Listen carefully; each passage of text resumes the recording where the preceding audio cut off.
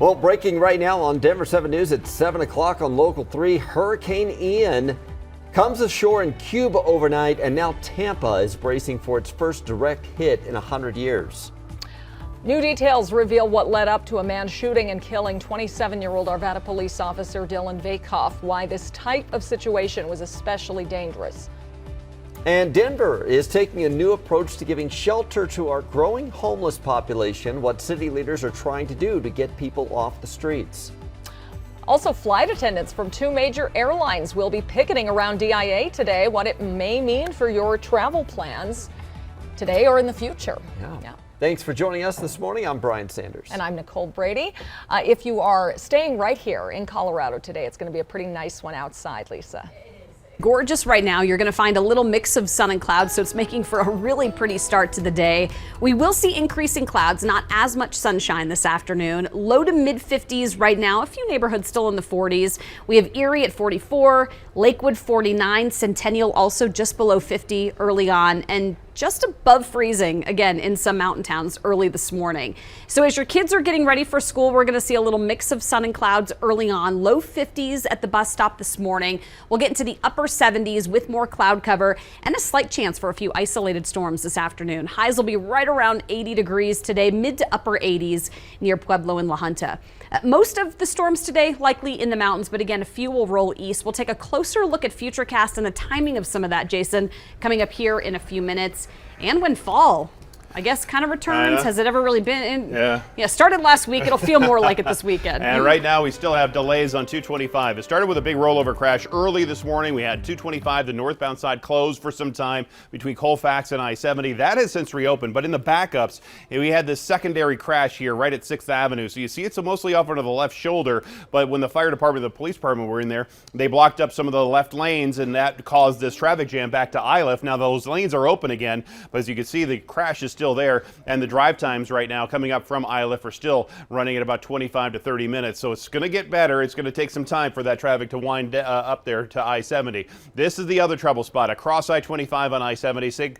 Take a look from that CDOT camera. It's late construction on the westbound side trying to get through Pecos with just one lane open. That traffic jam goes all the way back now to Colorado Boulevard. And you can see the big time drive time delays, unfortunately, on that westbound side.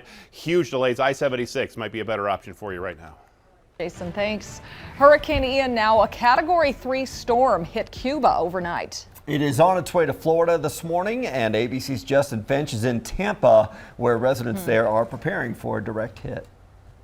The National Hurricane Center now forecasting worsening conditions for parts of Florida as soon as later today, forcing many here in the Tampa area to decide now whether or not they'll stay here and ride this storm out or begin evacuating.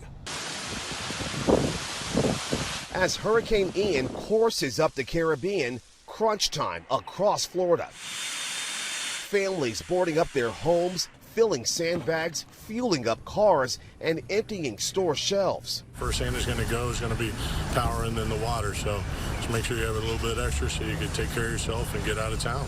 Evacuations began Monday in high-risk sections of the Tampa area's Hillsborough and Pinellas counties. We expect to have to evacuate over 300,000 people, and it will take some time.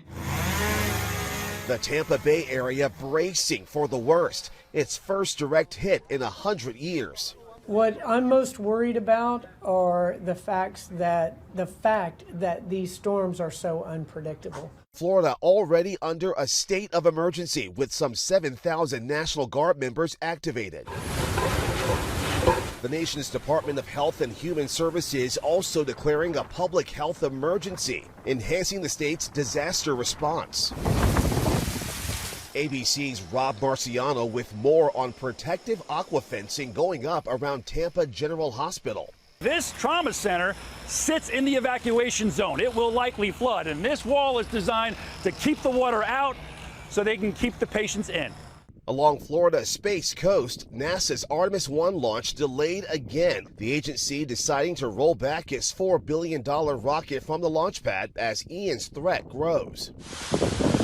The rapidly intensifying storm system struck Cuba overnight as a Category 3 hurricane after battering the Cayman Islands. And here in Florida, Governor Ron DeSantis suspending tolls on some crucial Gulf Coast roads to assist the evacuation effort, and those could change as well depending on Ian's movements. Justin Finch, ABC News, Tampa. Well, we are learning more this morning about what led to the death of an Arvada police officer, Dylan Vakoff. Denver 7 obtained the arrest affidavit for the alleged shooter, Sonny Almanza. Almanza was taking his kids home to Arvada after he learned his ex had left them with other minors in Thornton. But she and other family members were outside his apartment when they got back, and a fight started in the street. Almanza says he got an AR-15 rifle and shot his ex's sister in the leg. He says he was shot during the fight and claims he turned around and fired one round, although the affidavit says Officer Vakoff was shot twice.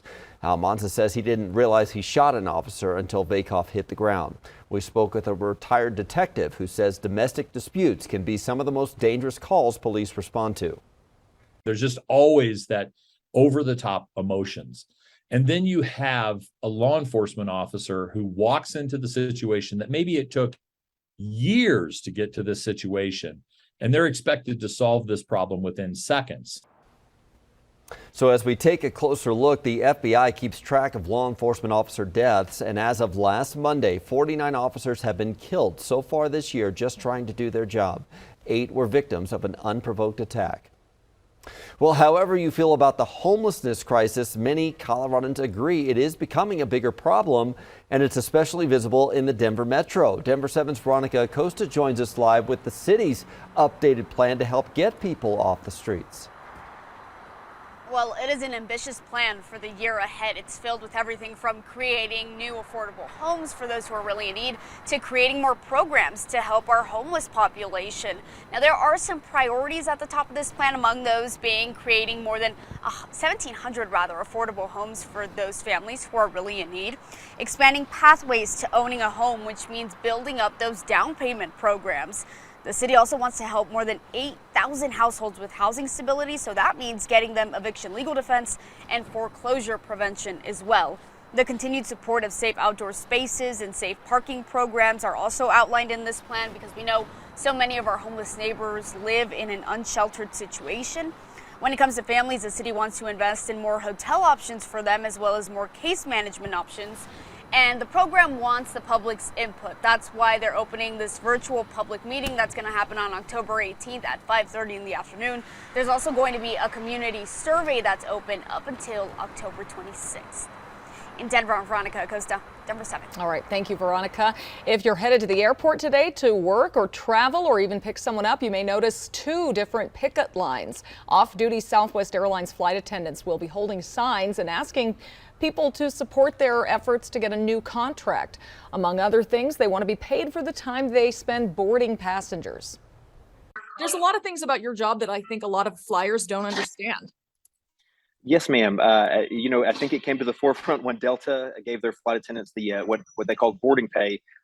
Most airlines, in fact, all I think minus Delta now, don't pay flight attendants until basically the door shuts, and then when the door opens back again when you land at whatever city you are. So during boarding, if we have any passengers, when we have ground time and there's passengers on the plane, we are still performing safety sensitive duties, making sure we're there for their safety and comfort, obviously, but we are not getting paid our regular rate of pay during those times.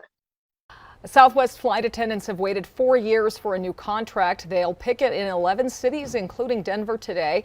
Again, they are off-duty flight attendants taking part in this, so it will not disrupt any flights. United Airlines flight attendants will also be picketing at DIA. They're demanding United fix ongoing operational disruptions and focus on labor relations that support people on the front lines. New revelations about 3 top Trump allies are offering a deeper look inside the Trump White House. Amy Kiley is putting the pieces together. The voting, let's get right to the violence. 3 top Trump allies, 3 major revelations, all in one day. Documentarians who followed GOP operative Roger Stone say that video is from the day before the 2020 presidential election. You cannot really nail it down whether, he's joking or is he joking? And they say this is from 2 days before the election. The key thing to do is to claim victory.